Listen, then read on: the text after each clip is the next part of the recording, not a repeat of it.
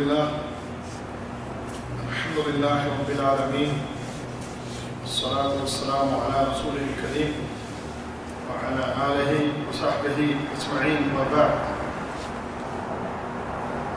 بلوغ المرام اور اس میں مساجد کے حوالے سے ہم پڑھ رہے ہیں باب المساجد، اس کی حدیث نمبر 195 سے 203 تک ہم نے پڑھی جائے. رات حدیث نمبر 204 ہم پڑھیں گے.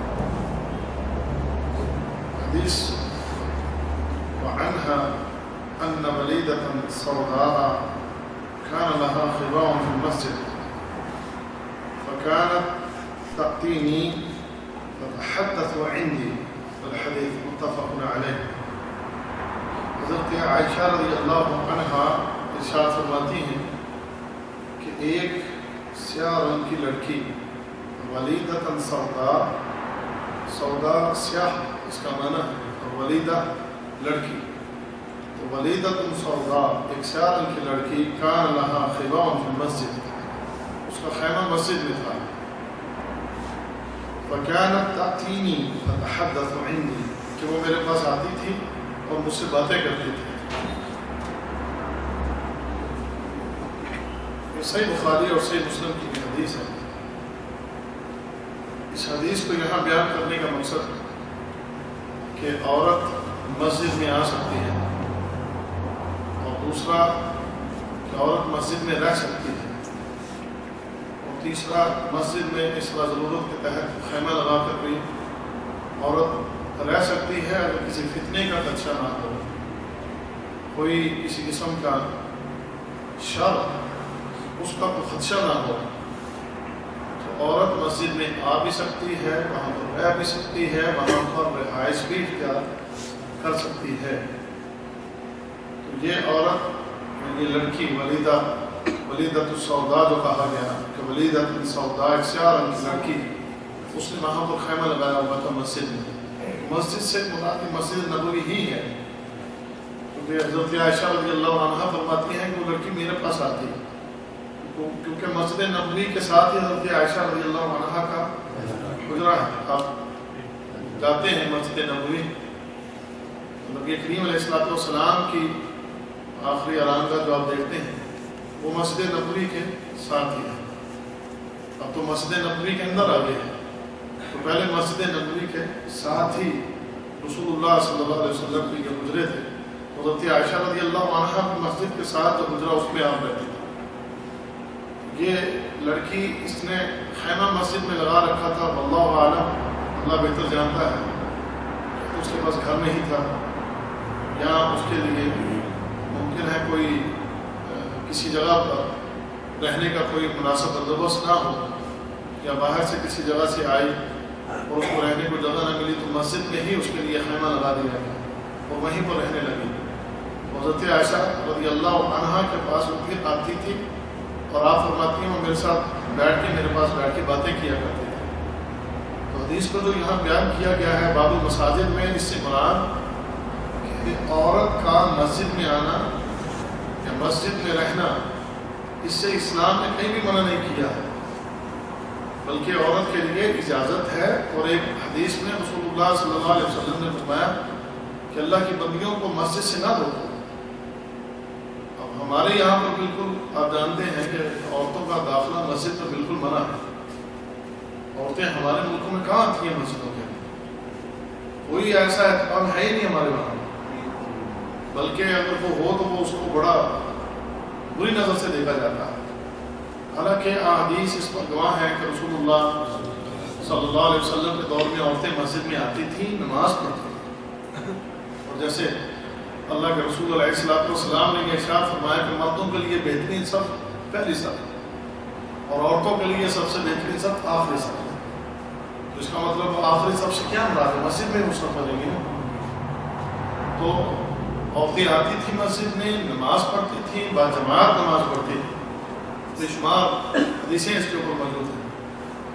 تو عورتوں کو مسجد میں آنے سے منع کرنا، روکنا، یا مسجد میں جی اس کے لیے اجازت کا نہ ملنا، یہ ساری باتیں خلاف شرع ہیں، خلاف سنت ہے، بلکہ اس کے اوپر صحابہ نے بڑی سخت گرفت کی ہے جو اس بات کا انکار کرے۔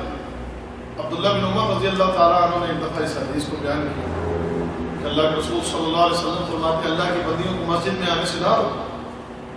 عبداللہ بن عمر کا بیٹا یعنی عمر بن خطاب کا پوتا اور عبداللہ بن عمر کا بیٹا اپنا بیٹا ہوگا، کہنے لگا ہم تو روکیں گے، ہم تو روکیں گے، یعنی فتنہ ہے، خدشہ ہے، تو یہ ہے وہ، اس طرح کی کچھ باتیں کرنے لگے۔ تو عبداللہ بن عمر رضی اللہ تعالیٰ عنہ نے فرمایا جاؤ آج کے بعد میں تم سے کلام نہیں کروں گا، کہ میں تمہیں اللہ کے رسول صلی اللہ علیہ وسلم کی حدیث سنا رہا ہوں اور آگے سے تم کہتے ہو کہ ہم روکیں گے، جاؤ میرے ساتھ آج کے بعد کلام نہ کروں۔ اور کہتے ہیں مرتے دم تک عبداللہ بن عمر نے اپنے اس بیٹے سے بات کی، اس کے اوپر اتنی گرفت کی انہوں نے کہ اس کا انکار کیوں کرتے ہو۔ ایک حدیث ہے، حکم ہے اللہ کے رسول صلی اللہ علیہ وسلم کا، تو اگر عورتیں آنا چاہتی ہیں مسجد میں ان کو منع نہیں کیا جا سکتا۔ ہاں کوئی ہم یہ نہیں کہتے کہ ان کا آنا لازم ہے، ان کا آنا وہ فرض ہے، نہیں، ان کو نماز کا اگر گھر کے اندر زیادہ ہے، اگر وہ گھر کے اندر نماز پڑھتی ہیں، پردے میں رہ کے نماز پڑھتی ہیں گھر میں، تو وہ ان کے لیے زیادہ باعث عجب ہے۔ لیکن اگر وہ مسجد میں آ جاتی ہیں تو انہیں مسجد میں آنے سے روکا نہیں جائے گا۔ مسجد میں اہتمام جن چیزوں کا کیا جائے گا، ایک تو یہ کہ مسجد میں پردے کا اہتمام ہو، ان کے پردے کا خصوصی اہتمام ہونا چاہیے، ان کے لیے الگ سے جگہ ہونی چاہیے، تاکہ خواتین جو ہیں اگر جیسے بعض مساجد میں آپ یہاں پر دیکھتے ہیں عورتوں کے لیے بالکل الگ کمرہ ہی الگ بنا دیا گیا، وہ مسجد سے بالکل اٹیچ ہے وہ کمرہ، وہاں پر اسپیکر لگے ہوئے ہیں، نماز کی جماعت کی آواز وہاں پر جاتی ہے تو خواتین وہاں نماز پڑھتی ہیں۔ تو اسی طرح اور بھی اگر فتنوں کا ڈر نہ ہو تو عورت کو مسجد میں آنے سے نہیں روکا جائے گا، وہ باپردہ آئے اور الگ سے اپنی نماز کو ادا کرے، اس کے لیے کسی قسم کی رکاوٹ پیدا کرنے کی ہمیں اجازت نہیں ہے۔ لیکن اگر کہیں عورت کے لیے کچھ پردے کا اہتمام کسی مسجد میں نہیں ہے اور وہاں پر فتنے کا ڈر ہے تو پھر اس کے لیے بہتر ہے کہ وہ عورت ایسی مسجد میں نہ آئے، اپنے گھروں کے اندر ہی اپنی اس نماز کو ادا کرے۔ دوسرا مسئلہ مسجد میں ٹھہرنے کا، مسجد میں خیمہ لگانے کا۔ تو یہ لڑکی مسجد میں ٹھہری ہوئی ہے، وہاں پر خیمہ لگایا ہوا ہے، اس نے وہاں پر رہائش اختیار کی ہوئی ہے، تو پاکیزہ دور تھا، پاکیزہ لوگ تھے اور ساتھ ہی حجرے تھے امہات المومنین کے، اس لیے کوئی ڈر نہیں تھا، اس لیے کوئی خوف نہیں تھا، کوئی خطرہ نہیں تھا۔ اب آج یہ نہیں ہو سکتا کہ ایک عورت کسی مسجد میں جا کے ڈیرا لگا، آج وہ حالات نہیں۔ ہاں اگر چند خواتین اکٹھی مسجد میں آ کر اعتکاف بیٹھتی ہیں، مثال اعتکاف بیٹھا جاتا ہے، اور اعتکاف مسجد میں ہوتا ہے، مسجد کے علاوہ نہیں ہوتا۔ ہمارے جیسے وہاں پر وہ گھروں میں اعتکاف بیٹھ جاتی ہے، اعتکاف مسجد میں ہوتا ہے، مسجد کے بعد گھروں کے اندر اعتکاف نہیں ہوتا، چاہے مرد کا ہو چاہے عورت کا ہو۔ تو عورت بھی بیٹھے گی اعتکاف تو مسجد میں بیٹھے گی، گھر میں نہیں بیٹھے گی، لیکن وہ اسی شکل میں اعتکاف مسجد میں بیٹھے گی اگر وہاں پر فتنے کا ڈر نہ ہو، اکیلی نہ ہو بلکہ اس کے ساتھ اور وہ خواتین ہوں، دو چار خواتین مل کے اگر وہاں ٹھہرتی ہیں، اعتکاف کرتی ہیں تو وہ ٹھیک ہے۔ ایسی ضرورت کبھی پیش آ جاتی ہے مسجد میں رہنے کی، ٹھہرنے کی، تو اکیلی نہ ٹھہرے، اگر اس کے ساتھ کچھ اور خواتین ہوں تو ٹھہرنے کے لیے اگر وہاں کوئی مناسب انتظام مسجد میں ہو تو ٹھہر سکتی ہے، لیکن بات ہوئی ایک تو اکیلی نہ ہو۔ اب یہ اس دور کی بات نہیں، اب دور آپ جانتے ہیں کیسا ہے۔ اس دور کے اندر اکیلی عورت کا مسجد میں رہنا وہ کسی خطرے سے خالی نہیں ہے۔ دو چار خواتین مل کے اگر رہتی ہیں، کسی ضرورت کے تحت رہنا پڑتا ہے، یا اعتکاف کے لیے، اعتکاف کی شکل ہو غیر اعتکاف، مسجد میں ٹھہرنا پڑ جائے، عورت کو اکیلی نہ ٹھہرے، اکیلی اعتکاف نہ بیٹھے، دو چار خواتین ہوں تو الحمدللہ اس میں کوئی حرج نہیں، لوگ فتوے نہ لگائیں ان کو، روزی میں مسجد میں کوئی نہیں ہے، ان کا مسجد میں ٹھہرنا، مسجد میں رہنا، اس میں کوئی حرمت یا کوئی ممانعت نہیں ہے۔ جو رسول اللہ صلی اللہ علیہ وسلم سے ثابت ہو، حدیث سے ثابت ہو، ہمیں اس کے مطابق چلنا چاہیے اور اس کے سامنے اپنی گردن جھکا دینی چاہیے، وجہ اس کے کہ اپنے قیاس، اپنے گمان اور اپنی فکر اور اپنا فتویٰ یہ چیزیں مسلمان کے لیے جائز نہیں ہیں۔ اس حدیث کو یہاں بیان کرنے کا مقصد جو حضرت عائشہ رضی اللہ عنہا نے بیان کیا اور علامہ ابن حجر نے جو اس کو یہاں بیان کیا ہے اس باب المساجد کے اندر، وہ اس لیے کہ عورت کا مسجد میں آنا ٹھہرنا اگر فتنے کا خدشہ نہ ہو تو وہ جائز ہے۔ اگلی حدیث نمبر 205 وعن انس رضی اللہ تعالی عنہ قال قال رسول اللہ صلی اللہ علیہ وسلم البصاق فی المسجد خطیئہ وکفارتها دفنها متفق علیہ۔ انس رضی اللہ تعالی عنہ سے روایت ہے، کہتے ہیں کہ رسول اللہ صلی اللہ علیہ وسلم نے فرمایا البصاق فی المسجد، بصاق ہے تو تھوکنے، البصاق فی المسجد، مسجد میں تھوکنا خطیئہ گناہ ہے، یہ خطا ہے، گناہ ہے، یعنی مسجد میں تھوکنا نہیں چاہیے۔ اور فرمایا کفارتها دفنها، اور اگر تھوک بیٹھا ہے، مجبوری ایسی بنی کہ اس کے بغیر رہ نہیں سکا، تو پھر اس کے لیے یہ اس کا کفارہ ہے کہ اس کی صفائی کرے، اور صفائی سے مراد کہ اگر مسجد کچی ہے، زمین کچی ہے تو اس کو وہاں پر دفن کرے اپنے اس تھوکنے کو، اور اگر یہ نہیں تو پھر اس کو صاف کرے وہاں پر، یعنی مسجد کی صفائی کا اہتمام کرنا، مسجد کو صاف رکھنا یہ پر واجب ہے، جیسے کہ اللہ تعالیٰ نے اس بات کا ہمیں حکم دیا ہے تاکہ جو گھر ہیں ان اللہ کے گھروں کو صاف ستھرا رکھو۔ تو یہ مسجد میں تھوکنا جو ہے اس سے مسجد کے اندر ظاہری بات ہے کہ صفائی کا جو ہے صفائی آپ کی وہ خراب ہوتی ہے، وہاں پر گندگی اور غلاظت پیدا ہونے کا خدشہ ہے۔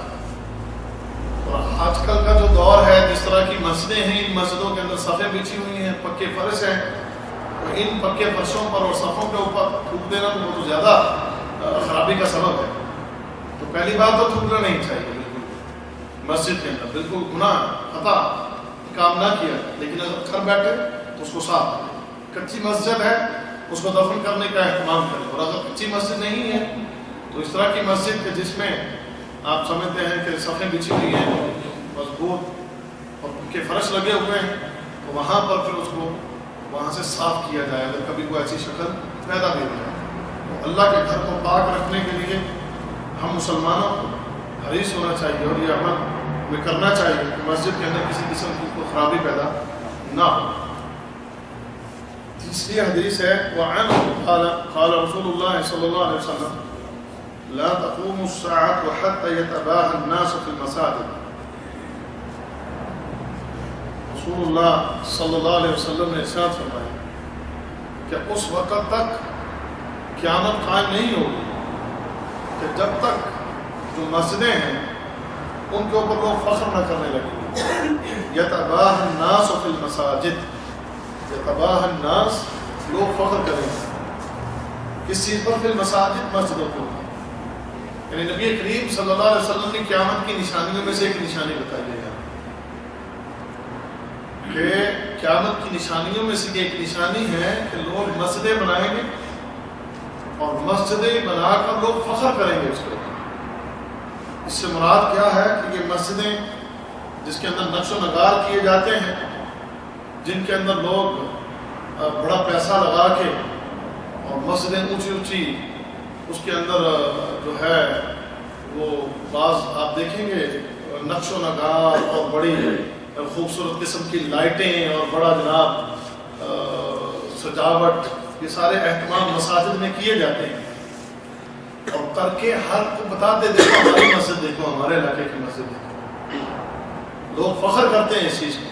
اللہ کے رسول نے سے قیامت کی نشانیوں میں سے ایک نشانی بتایا، اور اسی کے متعلقہ اگلی حدیث میں وعن ابن عباس رضی اللہ تعالی عنہما قال قال رسول اللہ صلی اللہ علیہ وسلم ما امرت بتشیید المساجد، کہ مجھے مساجد کی آرائش و زوائش کا حکم نہیں دیا گیا، یعنی مجھے اس سے روکا گیا، مجھے اس کا حکم نہیں دیا گیا کہ مسجدوں کی آرائش کرو، زوائش کرو۔ ان دونوں حدیثوں کو سامنے رکھتے ہوئے پہلی بات کہ یہ چیز جو ہے وہ جائز نہیں ہے، مسجدوں کے اندر اس طرح کے نقش و نگار کرنا، مسجدوں کو سجانا اور مسجدوں کے اندر اس قسم کے فانوس وغیرہ لگانا. آپ دیکھیں گے مسجدوں کے اندر فانوس لگے ہوتے ہیں بڑے بڑے مہنگے, بڑے بڑے قیمتی, اور دیواروں کے اوپر بڑے نقش و نگار کیے ہوتے ہیں, بڑے بڑے قیمتی لکڑیاں لگائی ہوتی ہیں مسجد کے اندر, اور پھر وہ فخر کرتے ہیں.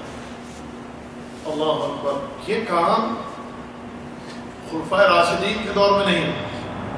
خلفائے راشدین کے دور کے بعد امیر معاویہ رضی اللہ تعالیٰ عنہ کے دور کے اندر بھی یہ کام نہیں ہوا. یہ ان کے بعد جا کے خلیفہ ولید ابن عبد الملک اس کے دور کے اندر یہ چیزیں ساری ہوئی. خلیفہ ولید بن عبد الملک اس کے دور کے اندر کہ جب یہ بادشاہت کا دور آیا, مسلمانوں کے اندر یہ بادشاہت آئی, تو بادشاہوں نے پھر یہ کام کرنے شروع کر دیے مسجد میں.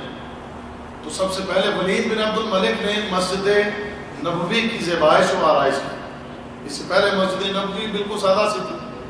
رسول اللہ صلی اللہ علیہ وسلم کے دور میں تو مسجد کی حالت یہ ہوتی تھی, صحابہ کہتے بارش پڑتی تو مسجد ہماری ٹپکتی تھی اور ہم کیچڑ میں سجدہ کیا کرتے تھے. جب کبھی بارش ہو جاتی تو بارش ہماری مسجد میں پانی آ جاتا اور ہم کیچڑ میں سجدہ کیا کرتے تھے. یہ حالت ہے. تو اس کے بعد عثمان غنی رضی اللہ تعالیٰ عنہ کے دور میں وسعت دی گئی اور اس کو تھوڑا مضبوط کیا گیا. مضبوط کرنا یا اس کو اچھے انداز میں بنانا اس میں کوئی حرج نہیں, لیکن اس کے اندر نقش و نگار کرنا اور جناب اتنے اتنے مہنگے فانوس لگا دینے اور اسی طریقے سے جو ہے مسجدوں کی سج دھج کے اوپر لاکھوں کروڑوں خرچ کر دینا, اس کو اسلام نے پسند نہیں کیا ہے, اور بلکہ اسے قیامت کی نشانیوں میں سے ایک نشانی بتایا.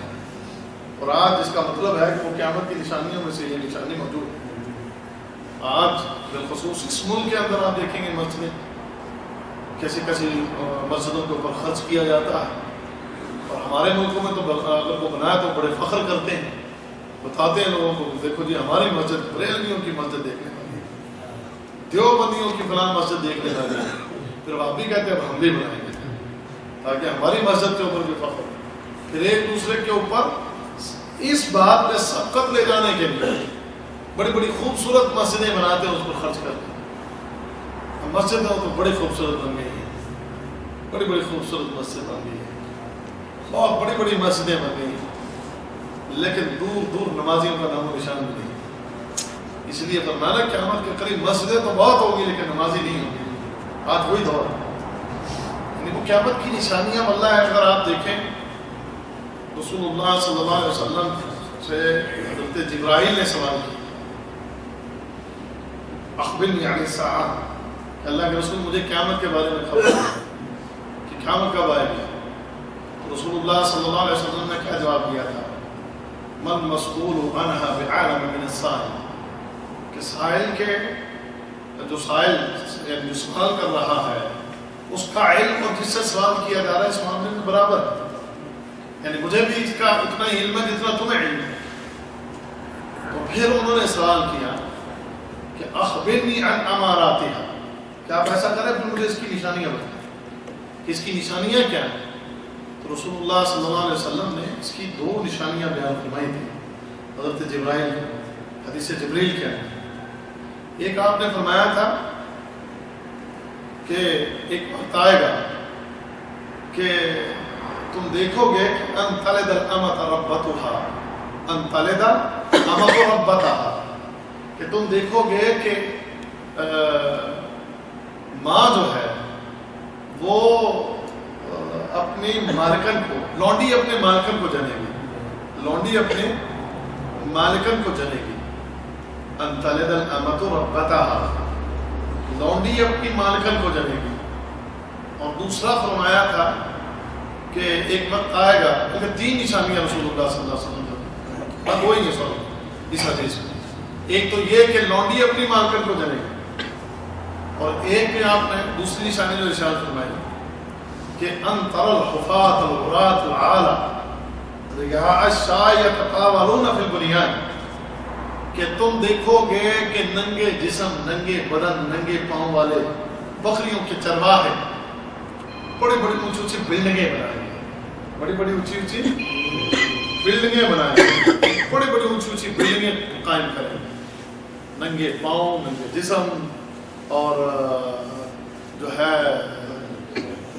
تنگ دست, لیکن ایک وقت آئے گا ان کے اوپر کہ اور بکریوں کے چرواہ ہے، لیکن ایک وقت آئے گا کہ وہ بڑی بڑی بلڈنگیں تعمیر کریں گے۔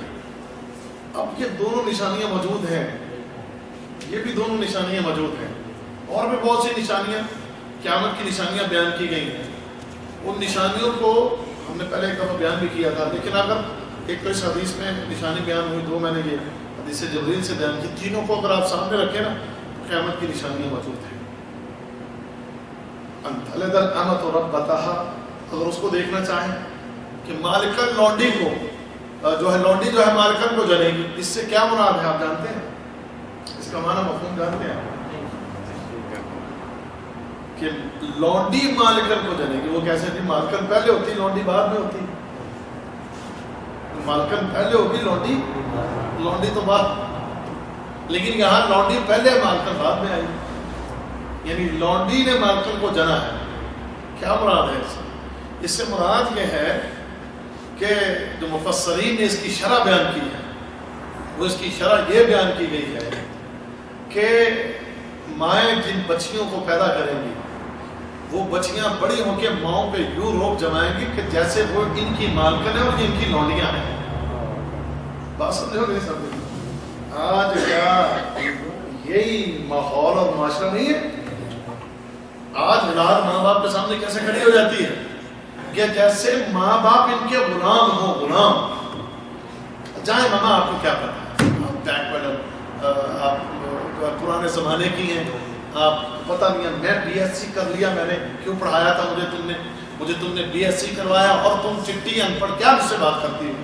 ماں بدتمیزی کے ساتھ پیش آتی ہے، کیونکہ بدتمیزی سے پیش آنا یہ مالکن لونڈی کے ساتھ پیش آتی ہے۔ تو وہ یہ حالت کہ تم دیکھو کہ قیامت کے قریب یہ زمانہ آ جائے گا، کہاں ماں باپ کا کیا مقام ہے کہ قرآن تمہیں کیا حکم دیتا ہے کہ تم اپنے ماں باپ کو اف بھی نہ کہو۔ اللہ تعالیٰ ہمیں کیا حکم دیتا ہے کہ تم اپنے ماں باپ کو وَلَا تَقُلْ لَهُمَا اُفٍّ وَلَا تَنْهَرْهُمَا، کہ کبھی ماں باپ کو اف بھی نہ کہو، کبھی جھٹکو بھی نہ، لیکن یعنی ماں باپ کا اتنا مقام ہے، تمہاری آواز ان کے سامنے بلند نہیں ہونی چاہیے، تمہاری آواز ماں باپ کے سامنے پست ہونی چاہیے۔ لیکن آج کیا زمانہ آ گیا کہ ماں باپ کو جھڑکتے ہیں، اور ماں چونکہ عورت ذات ہوتی ہے اس کے اوپر تو زیادہ چڑھائی ہوتی ہے، بیٹی بڑی چڑھائی کرتی، بڑی بدتمیزی کرتی، تو یہ بیٹی کی بدتمیزی کرنا، بیٹی کا ماں کو چھاڑنا، بیٹی کا ماں کے ساتھ یہ رویہ اختیار کرنا، یہ ظاہر کرتا ہے کہ بیٹی گویا اس کی مالکن ہے اور ماں اس کی لونڈی۔ تو یہ وہ نشانی جو آج موجود ہے۔ اسی طریقے سے دوسری نشانی ماں کے ننگے بدن، ننگے پاؤں، تنگ دست بکریوں کے چرواہے، ایک وقت آئے گا بڑی بڑی بلڈنگیں تعمیر کریں گے۔ یہ تمہیں بدو، یہ عرب کے سارے بدو، یہ سارے عرب پورا، دبئی ہو، سعودی عرب ہو، آپ کا جتنے بھی یہ شارجہ، یہ ساری ریاستیں سمجھ گئے، یہ قطر ہے، بحرین، یہ سب، یہ بدو سب بکریوں کے چرواہے، سمجھ گئے نا، الا ماشاء اللہ، سب کے پاؤں میں جوتے نہیں ہوتے تھے۔ اگر کوئی آج سے 40-50 سال پہلے کوئی یہاں پر آیا ہو تو وہ جانتا ہے ان کے بابوں کو کہ کیا ان کا لیونگ سٹینڈرڈ کیا تھا، کیا لائف سٹائل کیا تھا، سمجھ گئے؟ آج بھی ننگے پاؤں، ہمارے تو مطلب پاؤں جلتے ہیں، ہمارے تو پاؤں جلتے، اور آپ ان کے پرانے بابے کو ننگے پاؤں پھر رہا ہوتا ہے۔ اچھا، ان بدوؤں کے بچوں کو آپ دیکھو گے، میں کئی دفعہ دیکھا ان کو ننگے پاؤں پھر رہے ہوتے ہیں، تو ہمارے بچوں کی حالت یہ ہے کہ وہ تو تھوڑی سی دھوپ بھی پڑ رہی ہو تو ننگے پاؤں جناب ان کے لیے چلنا مشکل ہوتا ہے۔ سڑکوں پہ کئی دفعہ محلوں کے اندر ہم نے دیکھا ان کے وہ شیشے ٹوٹے پڑے ہوتے ہیں، اور دھوپ بھی ہوتی ہے، ننگے پاؤں بھاگ رہے ہیں، پھر رہے ہیں۔ اچھا، ہم اپنے بچوں کو ڈانٹ رہے تھے اور جوتا پہنو، جوتے کے بغیر باہر، اور اگر کبھی آئے تو وہ جناب دھوپ کی وجہ سے پاؤں جلنا شروع ہو جاتے ہیں، لیکن ان کو پرواہ کوئی، اتنے پکے ہوتے تھے، یہ ننگے پاؤں پھر رہے ہیں، کوئی پرواہ نہیں ہے، لنگی سی پہنی ہوئی ہے، جسم ننگا ہے، اور تنگ دستی بھی بہت زیادہ تھی، کوئی دودھ پی جائے تو گزارا کر لیا، کھجور کھا لی تو گزارا کر لیا، سمجھ گئے؟ لیکن اب حالت کیا ہے؟ دو آدمی ہوتے ہیں، دو آدمی 10 آدمیوں کو کھانا منگاتے ہیں، 10 آدمیوں کا کھانا منگوا کے جتنا خود کھانا کھاتے ہیں باقی ضائع کر کے اٹھ جاتے ہیں، یہ حالت۔ اور گھر میاں بیوی نے رہنا ہے، بناتے اتنا بڑے ہیں، اتنا بڑا ہے کہ جیسے یہاں پر کو 50 آدمیوں نے رہنا ہے، میاں بیوی نے رہنا ہے، گھر اتنا بڑا، اتنا خوبصورت ہے۔ بیت الخلاء بنانے پر 50,000 ریال لگا دیتے ہیں، بیت الخلاء بنانے پر۔ بیت الخلاء بنایا ہے، وہ ٹوائلٹ ہے یار، کیا چیز ہے سمجھ؟ وہ نہانے کا اندر وہ حمام بنایا ہوا بڑا۔ ایک دفعہ میں ایک دوست مجھے لے گیا کسی دکانیں جو ان کی ہوتی ہیں، ان کے یہ ٹوائلٹ کے سامان وغیرہ جو وہاں پر اس نے مجھے دکھایا کہ وہ نہانے کا شاور اور وہ سارا وہ سسٹم اس کے شیشے کے اندر بند ہو کے وہ سارا بڑا زبردست سسٹم ہے۔ مجھے کیا لگا یہ 30,000 ریال کا ہے، اب وہ لگے گا، فکس ہوگا، وہ ساری سیٹنگ اندر، باتھ روم کی باقی ٹائل وغیرہ لگا کے سارا کو 60-70 ہزار ریال۔ ایک ٹوائلٹ کے اوپر 60-70 ہزار ریال خرچ کر دینا، یہ قیامت کی نشانی ہے، یہ قیامت کی نشانی۔ گھر بنتا ہے باہر دیکھو جناب، محل نما گھر، بڑے بڑے اونچے اونچے گھر، اب جتنی زبردست قسم کی بلڈنگیں عرب میں بن رہی ہیں، باہر کہیں نہیں جاؤ، دبئی میں دیکھو تو اٹالیا سے گجرات کے کوئی دوست آئے تھے، تو لڑکیاں پوری اٹالیا میں ایسی مکہ کی طرح کی بلڈنگ ہی کوئی۔ یہ بات یعنی دیکھیں اب آپ جائیں دیکھیں دبئی اس وقت دنیا کا سب سے منفرد قسم کا جناب علاقہ بنا ہوا ہے بلڈنگز کے اعتبار سے۔ سمندروں میں جا کر انہوں نے بلڈنگز بنائی ہیں، سمندروں میں، پانیوں کے اندر جا کر انہوں نے بلڈنگیں کھڑی کر دی ہیں جو تصور میں بھی نہیں، لیکن ایسا کو نظام قائم کیا ہے۔ اور میں دیکھ رہا تھا ان کا ایک بلڈنگ کا انہوں نے نیٹ کے اوپر ڈالا ہوا، میں دیکھ رہا تھا ایسی ایسی کچھ جدید قسم کی لائٹنگ ہوٹل کے باہر پانی میں کی ہے کہ میوزک بج رہا ہے تو میوزک کے ساتھ لائٹ ڈانس کر رہی ہے، یعنی وہ ایسی اس کی رننگ کچھ اس قسم کی انہوں نے بنا دی، تو باقاعدہ محسوس ہوتا ہے کہ لائٹ ڈانس کر رہی ہے، بس ہم نے وہ لائٹ پانی کو اٹھاتی ہے اور پانی کی لہریں جو ہیں وہ چلتی ہیں موسیقی کے ساتھ، تو یوں سما باندھا ہوا ہے کہ یہ لائٹیں اور پانی رقص کے اندر ہے۔ یہ حالت کی افریقہ، تو یہ قیامت کی نشانی ہے۔ اللہ اکبر۔ یہ مسجدوں کا بنانا بھی، اس قسم کی مسجدیں بنانا کہ جیسی مسجدیں آج تعمیر کی جا رہی ہیں، اس پر فخر کیے جا رہے ہیں، اللہ کے رسول صلی اللہ علیہ وسلم نے اس کو قیامت کی نشانیاں بتایا ہے۔ جو حقیقت بات کیا ہے کہ واللہ ہے اقترب للناس حسابهم وهم في غفلة معرضون، کہ لوگوں کے حساب کتاب کا وقت قریب آ چکا ہے، قیامت قریب آ چکی، لیکن لوگ غفلت میں پڑے ہوئے ہیں، لوگوں کو پرواہ ہی نہیں، ڈر ہی نہیں، فکر ہی نہیں ہے اس بات کی۔ اللہ تعالیٰ ہدایت دے دے ہم سب۔ خیر، اس حدیث کو یہاں بیان کرنے کا کیا مقصد ہے؟ چونکہ باب المساجد ہے تو یہاں حدیث اس لیے بیان کی کہ مسجدیں کیسی بنانی چاہیے۔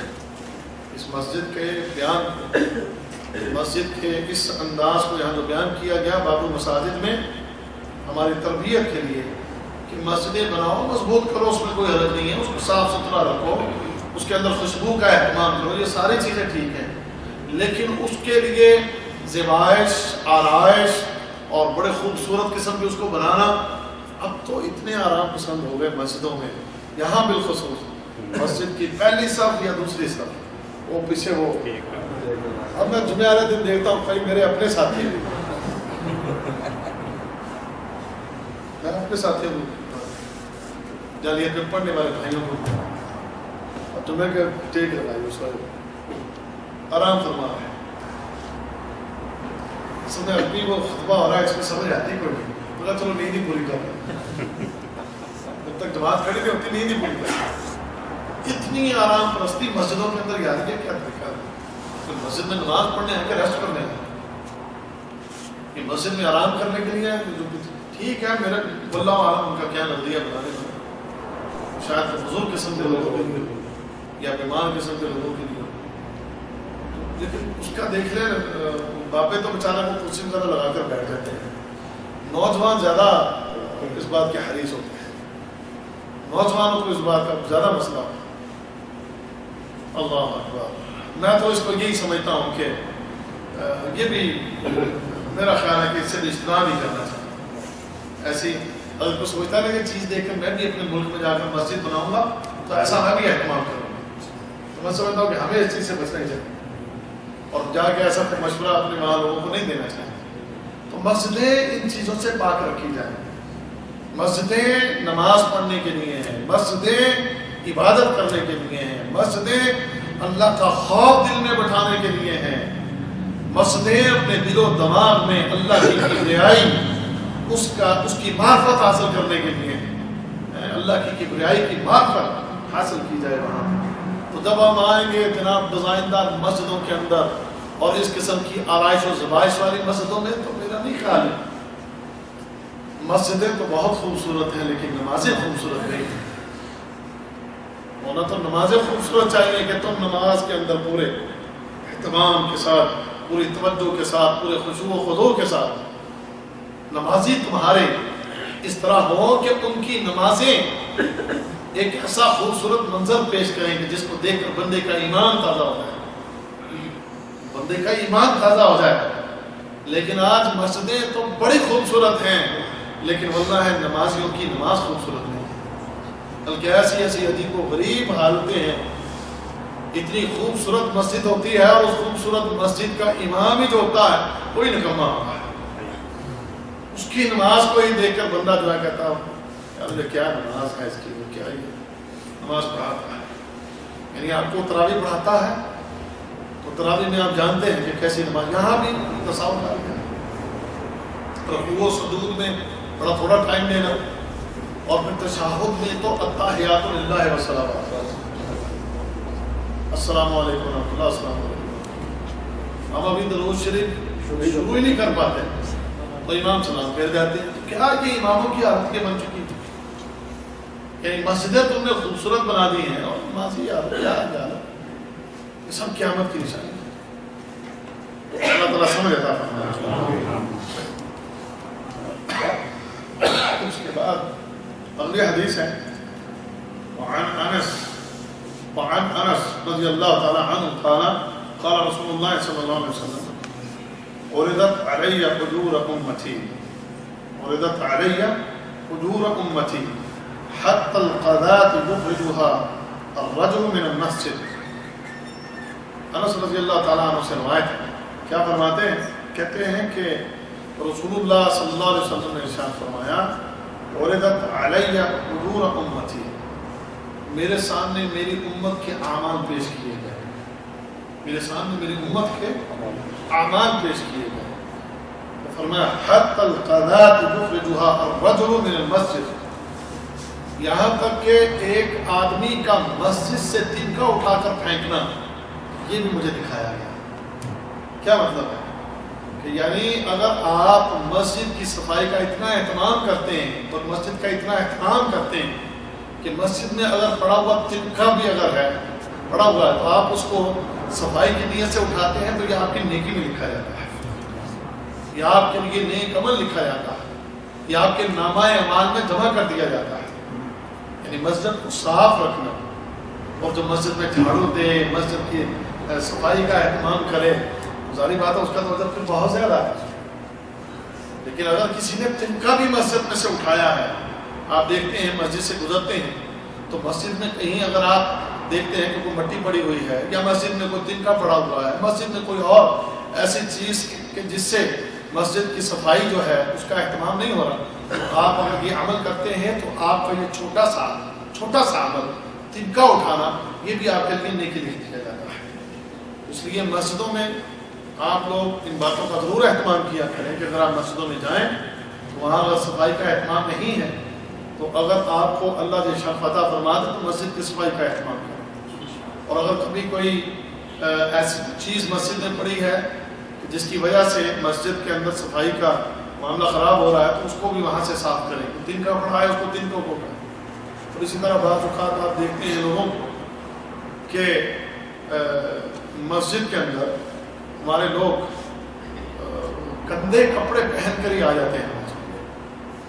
یعنی کام کر رہے ہیں, ڈیوٹی کر رہے ہیں, تو ڈیوٹی سے وہ جس طرح کے گند میں لتڑے ہوئے اسی طریقے سے مسجد کے اندر آ جاتے ہیں. دیکھیں اللہ تعالیٰ نے قرآن حکیم میں ہمیں کیا حکم دیا ہے؟ خذوا زینتکم عند کل مسجد، کہ مسجد میں جب آؤ تو کیا کرو؟ زینت اختیار کر کے آؤ۔ کس کے سامنے آ رہے ہیں؟ دیکھنا آپ اگر کسی بادشاہ کے سامنے آپ کو پیش ہونا پڑے تو کیا کرو؟ وہی جو تمہارے پھٹے پرانے اور مٹی لگے ہوئے اور کند لگے ہوئے کپڑے وہی پہن کے جاؤ گے؟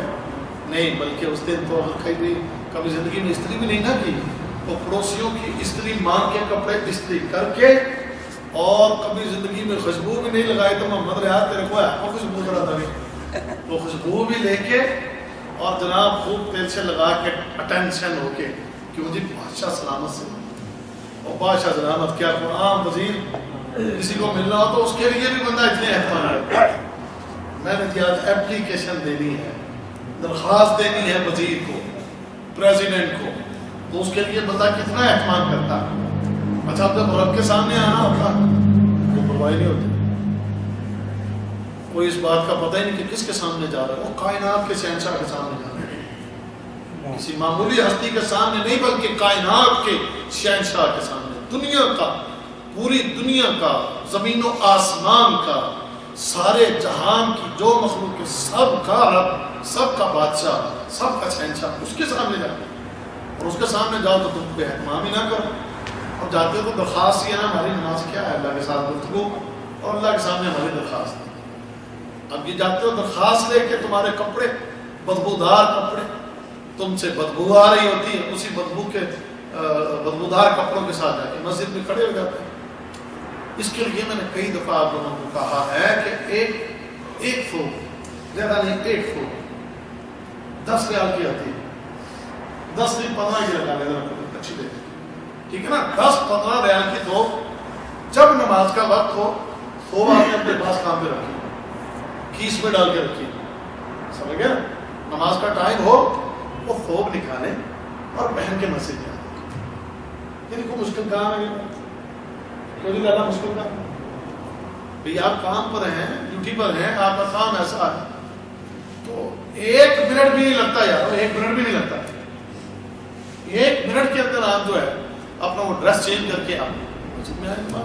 لیکن بڑا مشکل لگتا ہے، شیطان کہتا کیا کرو گے، اتارنا بڑا مشکل ہے، تو یہ تمہارے لیے جو ہے نا صحیح نہیں ہے، لہذا وہ بڑا وہاں پر بندے کو گمراہ کرتا۔ تو میں سمجھتا ہوں کہ اس بات کا اہتمام کریں مسجد میں۔ اب ہوتا کیا ہے کہ جب آپ اسی طریقے سے مسجد میں آ جاتے ہیں، نماز پڑھتے ہیں، تو مسجد میں بدبو پھیلتی ہے، اور بعض اوقات ویسے تو مسجدوں میں انہوں نے اہتمام کیے ہوئے جان نماز الگ سے رکھے ہوئے کہ آپ جان نماز اس کے اوپر جو ہے بچھا لیں سب کے اوپر، تو کئی وہ اس بات کی پرواہ نہیں کرتے، اگر آئے گئے ہیں تو پھر جان نماز وہ ضرور لے کر بچھا کر اس پر، تاکہ آپ کے کپڑوں کی اسمیل یا آپ کے کپڑوں کی کوئی لگی ہوئی آپ کے کپڑوں کی گندگی وہ مسجد کی صفوں میں نہ لگ جائے۔ اس لیے وہ جان نماز جو مسجدوں میں رکھے ہوتے ہیں ان جان نمازوں کو بچھانے کا اہتمام کریں، یعنی نماز یعنی مسجد کی صفائی کا اہتمام کرنے کے لیے ہمیں یہ چیز بھی خیال کرنی چاہیے، اس کا بھی اس کے مطابق ہمیں اپنے آپ کو تھوڑا سا سنوارنا چاہیے۔ ہمارے اندر کوئی اس معاملے میں جو سستیاں ہیں، جو تساہل ہے، جو غفلت ہے، اس سے ہمیں تھوڑا اپنے آپ کو سیدھا کرنا چاہیے، اپنے اس عمل کو ٹھیک کرنا چاہیے۔ تو سب سے بہترین طریقہ کہ آپ ایک قمیض، ایک فوق جو ہے وہ 10-15 ریال کی وہ ایکسٹرا اپنے پاس رکھیں، جب نماز کا ٹائم ہو تو اس کو پہن کے آ جائیں، اور اگر اس کا اہتمام نہیں کر پاتے تو پھر جب بھی مسجد میں آئیں تو ایک جان نماز جو ایکسٹرا مسجد میں رکھا ہوا اس کو ضرور بچھا کے اس کے اوپر نماز پڑھیں۔ لیکن افسر وہی بات ہے جو میں نے عرض کی، ٹھیک ہے نا؟ لیکن اگر مجبوری ہے، نہیں کچھ عقل مند تھی، تو پھر اس کا ضرور اہتمام کریں۔ تو یہ مسجدوں کی صفائی، مسجدوں کو صاف رکھنا، یہ ہمارے لیے باعث اجر ہے، باعث ثواب ہے۔ اللہ کے رسول صلی اللہ علیہ وسلم نے فرمایا عرضت علی قدور امتی، میرے سامنے میری امت کے اعمال ناموں کو پیش کیا گیا، یہاں تک کہ میں نے ان اعمال ناموں میں ایک آدمی کا مسجد سے تنکا اٹھانا یہ بھی دیکھا، یعنی یہ بھی بندے کی ایک نیکی ہے، نیک عمل ہے۔ اور اس سے یہ بات بھی ثابت ہوئی کہ اللہ نے اپنے نبی کو، اس حدیث سے اللہ تعالیٰ نے اپنے نبی کو اپنی امت کے اعمال دکھائے ہیں، اللہ نے اپنے نبی کو اپنے نبی کی امت کے اعمال دکھائے ہیں۔ اللہ کرے ہمارے جو اعمال دکھائے گئے ہوں وہ ایسے اعمال ہوں کہ جو اللہ کو پسند ہو. اللہ تعالیٰ اللہ یہ چیزیں حقیقت تو یہ ہے کہ اللہ نے اپنے علم سے یہ ساری باتیں جان لی ہیں کہ ہم کیا کرنے والے ہیں. ہمارے رب کو یہ پتہ ہے, ہمارے خالق و مالک کو اس بات کا علم ہے کہ اس کا علم ہی بڑا وسیع ہے. اس نے اپنے علم سے ایک ایک بات کو جان لیا. وہ جانتا ہے کل آپ کیا کریں گے, وہ جانتا ہے. آپ کی موت کس حالت میں ہوگی وہ جانتا ہے. آپ دنیا سے کس حالت میں رخصت ہوں گے وہ جانتا ہے. آپ جنت میں جاؤ گے جہنم میں جاؤ گے وہ جانتا ہے. یہ تک ہمارے رب کو علم ہے, ہمارے خالق کو ان چیزوں کا علم ہے. رب کائنات یہ ساری چیزیں جانتے ہیں.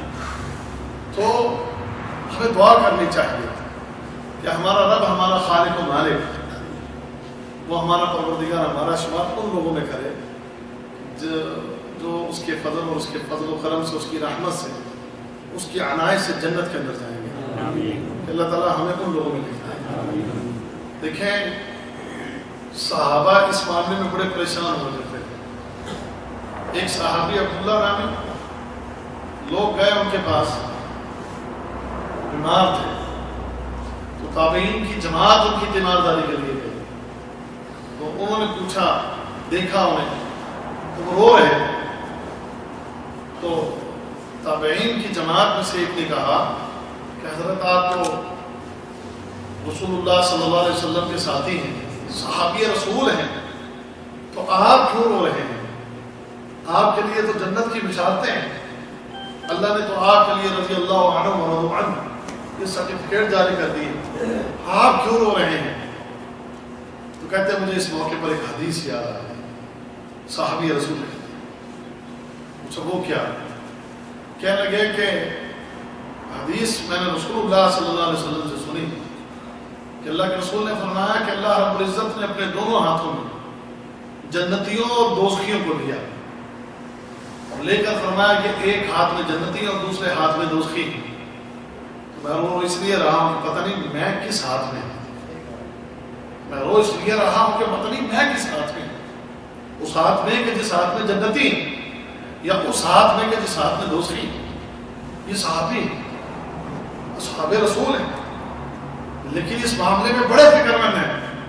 اور بھائیو ہم بالکل فکر مند نہیں. اگر آپ حقیقت پوچھیں تو آپ بالکل فکر مند نہیں. ہمیں فکر کرنی چاہیے. ہمیں اپنی اس فکر کے مطابق اللہ سے ڈرتے ہوئے, توبہ کرتے ہوئے, استغفار کرتے ہوئے اس کی رحمت کا سوال کرنا چاہیے کہ وہ خالق و مالک ہمیں معاف کر دے, اور ان لوگوں میں ہمارا شمار کرے کہ جو لوگ جنتی ہیں, جو لوگ اللہ کی جنتوں کے وارث بننے والے ہیں. اس کے لیے کثرت سے ہمیں دعا کرتے رہنا چاہیے. تو اعمال ہمارے رب کو معلوم ہے, اور وہ اعمال ہمارے رب نے ہمارے نبی کو بتا دیے, یہ تمہاری امت کے, اے نبی تیری امت کے اعمال یہ ہیں. تو اللہ کرے کہ ہمارے جو اعمال فیصلہ کر دیے گئے ہیں وہ ایسے لوگوں کی صف کے اندر آپ ہوں کہ جن کے بارے میں رب کائنات کی ارشاد فرما دے گا جو تمہارا کوئی حصہ بھی نہیں. اللہ کرے ہمارا کم میں شکر. اللہ اکبر. ایک اور حدیث ہے جی, وعن ابی قتادہ رضی اللہ تعالی عنہ قال قال رسول الله صلى الله عليه وسلم إذا دخل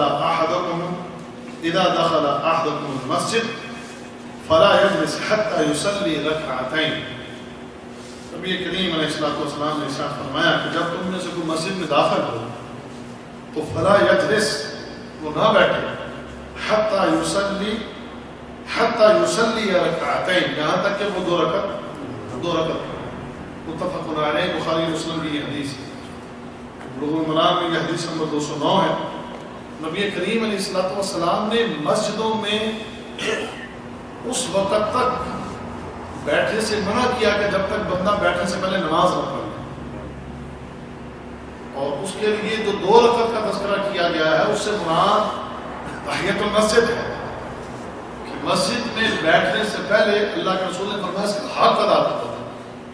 پوچھا گیا کہ حق کیا ہے؟ فرمایا کہ حق یہ ہے کہ مسجد میں بیٹھنے سے پہلے 2 رکعت پڑھو. اور اس کا اتنا اہتمام اللہ کے رسول نے کروایا ہے کہ ایک دفعہ اللہ کے رسول صلی اللہ علیہ وسلم خطبہ دے رہے ہیں جمعے کا خطبہ، تو ایک شخص آیا اور آ کر وہ اسی طرح بیٹھ گیا۔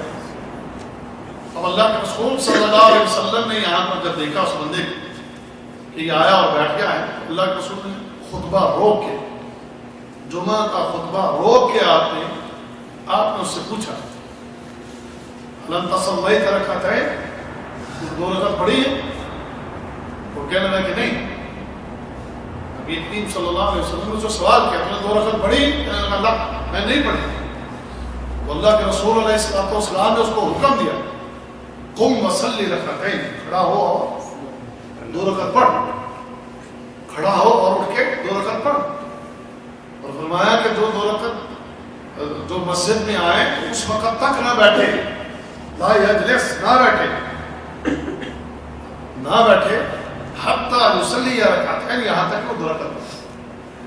اچھا، اب اس کے بارے میں ہمارے لوگوں کی عام کچھ صورتحال جو ہم اکثر دیکھتے ہیں، کبھی ایسی حالت میں جب آئے کہ مسجد میں امام خطبہ دے رہا ہے یا اذان ہو رہی تو بیٹھ جاتے ہیں، خطبے کے بعد یا دو خطبوں کے درمیان واقعے میں کھڑے ہو کے نماز شروع کریں گے، بالکل غلط ہے۔ کیوں آ کر بیٹھ کے بھیجا؟ خطبہ ہو رہا ہے تو کوئی غلط نہیں، نماز پڑھیں آپ۔ اگر خطبہ ہو رہا ہے تو آپ آئیں، دو رکعت پڑھیں، اور دو رکعت پڑھے بغیر نہ بیٹھیں آپ۔ اور اسی طرح بعض ایسی حالت میں لوگ آتے تھے اذان ہو رہی ہے تو اور انتظار کرتے رہتے تھے، اذان ختم ہوگی تو پھر ہم نماز شروع کریں۔ اس معاملے کے اندر ہمارے اکثر آپ لوگوں کو دیکھیں، اچھا اذان سننا سنت ہے اور خطبہ سننا واجب ہے۔ اذان سننا اور خطبہ سننا، اچھا اذان کھڑے، اذان ختم ہو تو پھر شروع، اذان ختم ہو گئی خطبہ شروع ہو تو نماز شروع کر دی۔ عجیب بات، آپ مسجد میں آیا اذان ہو گئی نماز شروع کرو بھائی، نماز پڑھو، دو رکعتیں جو پڑھنی ہے، اذان بھی ہوگی تو آپ پڑھیں آپ، اس کے بعد پھر خطبہ شروع ہوگا، خطبہ ہوتا رہے گا۔ لیکن مسجد میں بغیر دو رکعت پڑھے بیٹھنا، اس سے اللہ کے رسول صلی اللہ علیہ وسلم نے منع کیا۔ ہمارا معاشرہ جاہل معاشرہ ہے، انہیں ان چیزوں کا علم ہی نہیں، وہ ان باتوں کو جانتے ہی نہیں۔ ہمارے لوگ مسجدوں میں آ کے ویسے بیٹھ جاتے ہیں، کوئی نہ مولوی کہتا ہے نہ ہماری عوام کو کچھ پتا جی وہی میں اب بالکل اسی طرح بیٹھ جاتے ہیں۔ پاکستان ہے، ہندوستان ہے، بنگلہ دیش، تو پتہ ہی کوئی نہیں ہمارے لوگوں کو، اس چیز کا علم ہی نہیں، آئیں گے بیٹھتے ہیں۔ پاکستان میں کیا یہاں پر کے جاہل لوگ ہمارے اکثر آئیں گے بیٹھ جائیں گے، ان کو پتہ ہی نہیں، حالانکہ اللہ کے رسول منع فرمانا کہ نماز پڑھو، دو رکعت ادا کرو۔ اس مسئلے میں ایک بات سمجھ لیجئے کہ اگر کبھی آپ ایسے وقت میں آتے ہیں کہ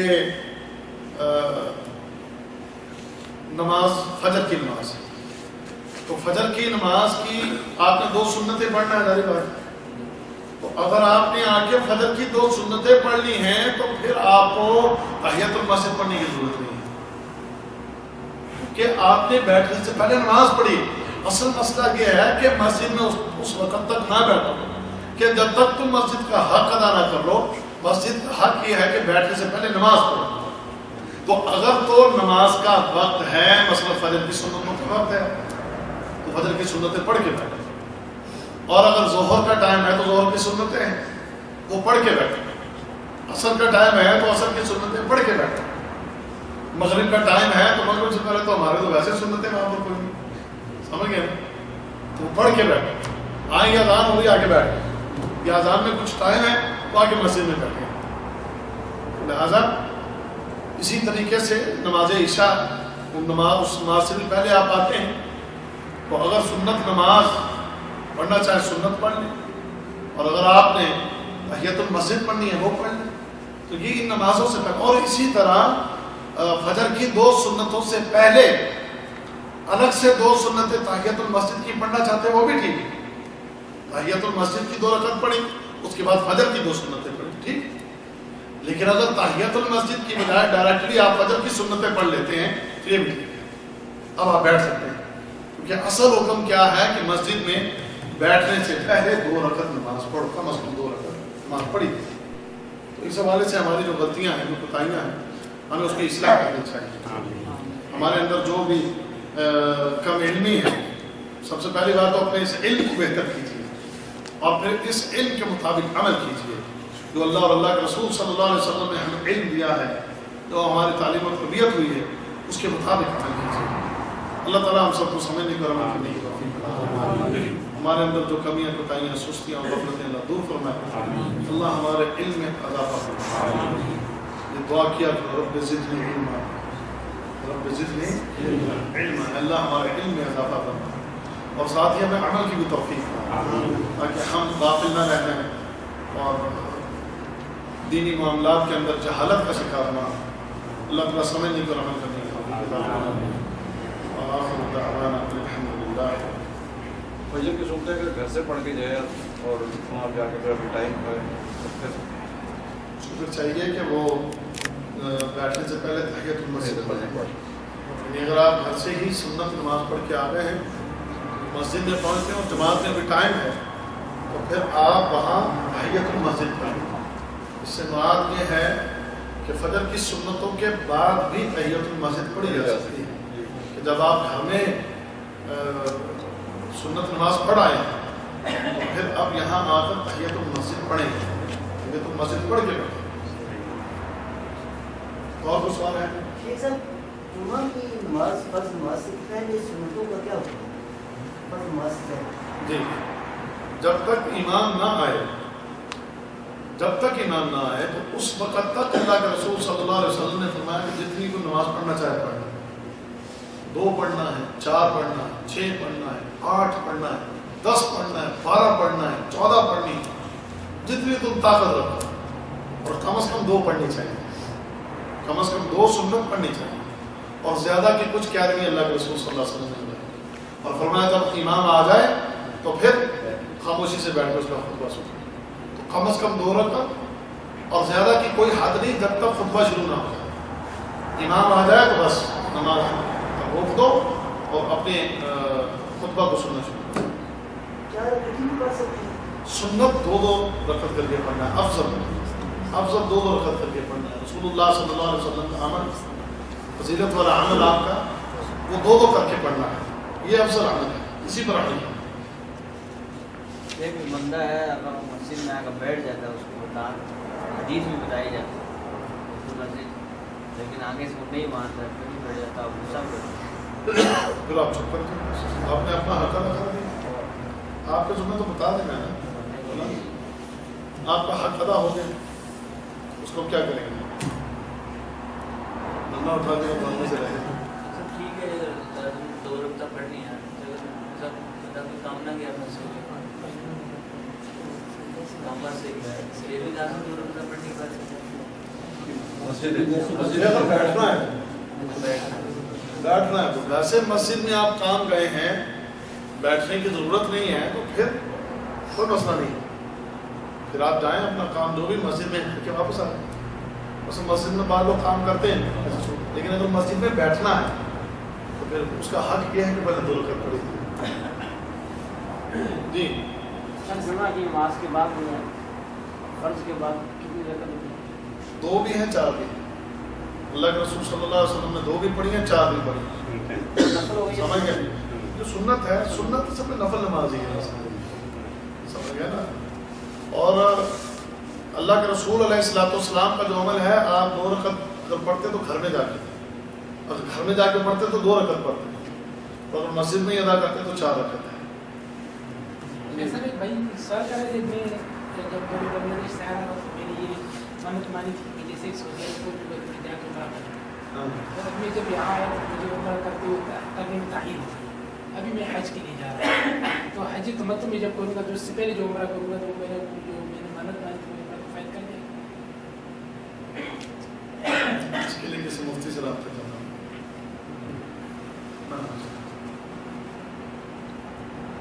جی، کیونکہ منت پوری کرنا واجب ہے میرے ناقص علم کے مطابق۔ میں فتویٰ نہیں دے رہا کیونکہ فتویٰ دینا بڑے کی بات نہیں ہے، فتوے سے میں ڈرتا ہوں کہ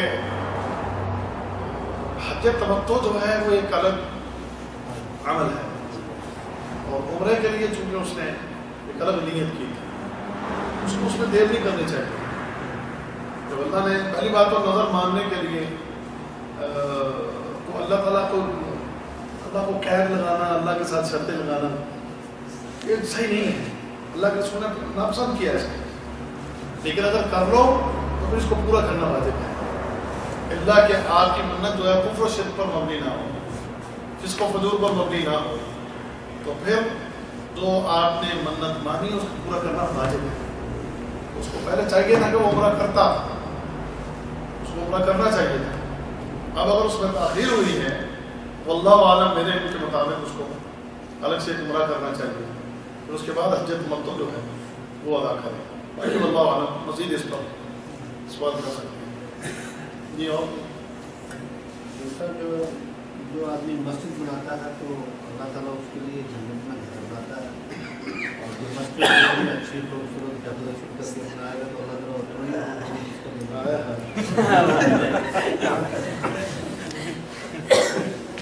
جنت میں جو اللہ گھر بنائے گا، سوال دیکھو اللہ کا کیسا کہ اللہ کے رسول صلی اللہ علیہ وسلم نے فرمایا کہ جو اللہ کا گھر بنائے گا اللہ اس کا گھر جنت میں بنائے گا. تو مسجد کو جتنا خوبصورت بنایا جائے گا تو اتنا اللہ اس کا گھر بھی جنت میں خوبصورت بنائے گا. اللہ کے بندوں جنت میں جو گھر ہیں وہ خوبصورتی سے کم ہے ہی نہیں.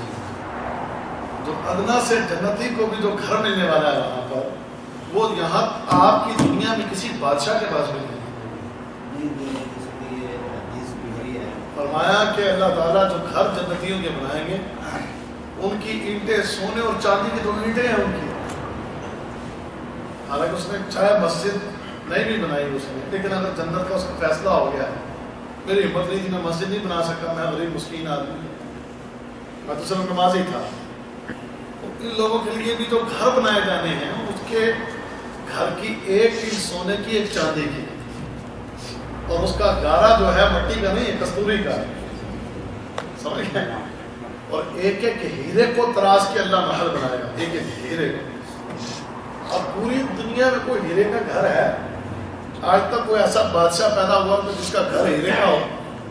تو یہ گھر اس قسم کے آپ مسجد کچی بنائے پکی بنائے، یہ سارا گھر خوبصورت ہے، بڑے پیارے گھر ہیں.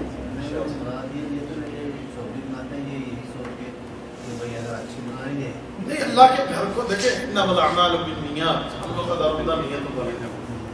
اللہ کا گھر اچھا بنائے، خوبصورت بنائے، اس کو صاف ستھرا بنائے، لیکن نقش و نگار کرنے اور فخر کرنے بات تو یہ ہوگی.